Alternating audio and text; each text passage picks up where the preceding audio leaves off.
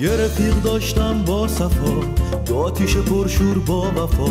پای ثابت قیام بود، دشمن خونی نظام بود. ساختارو نمیخواست از اساس، ضد ولی فقی بود خلاص. مثل یه آتیش فشون بود، به خدا یه تن حریف یه قشون بود.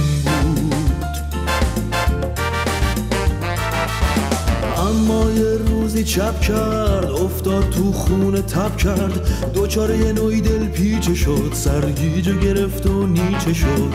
قلبش یهو ضعیف شد، بهونه هاش ردیف شد. تو هزیون استحاله گفت سرنگونی دیگه محاله.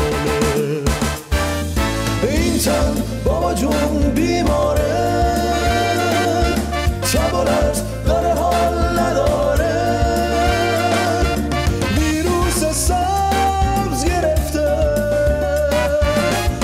یکی بره دکتر بیاره. رفت زیر پتوی اصلاحات، گفت ولمون کن جون بابات. با سازش بی تنازل باید به قاتل بدیم گل. میگفت تغییر با شیوه نرم، با سیگار و چای گرم. پیشنهاد من اینه، یه راه کم هزینه. اعتراض نامحسوس، درازکش تو خزینه. به همش همینو میخوند. گنجشکک اشی مشی، لب بوم ما نشین. برفم نیاد گله میشی، برفم بیاد گله میشی. پس با این حساب بهتره بری بی خیال بشی. تا صبح بنداز شاید شیش بیاد، بذار ببینیم چی پیش میاد. این تن بابا جون بیماره، تب و رفز داره حال نداره. ویروس سبز گرفته، بگو یکی بره دکتر بیاره.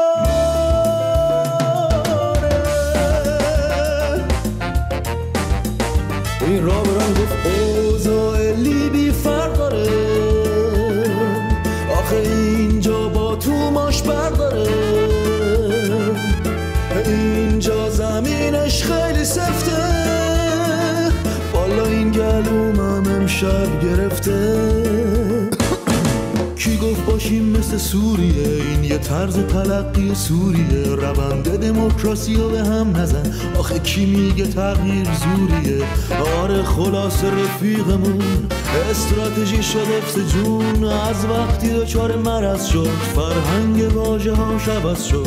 جای فدا میگفت هزینه، نکنه کسی آسیب ببینه. آزادی از بند تقدیر، انقلاب و عشق تغییر.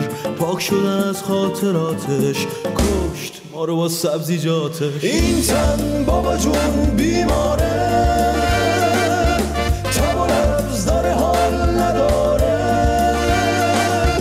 ویروس سبز گرفته، یکی بره دکتر بیاره.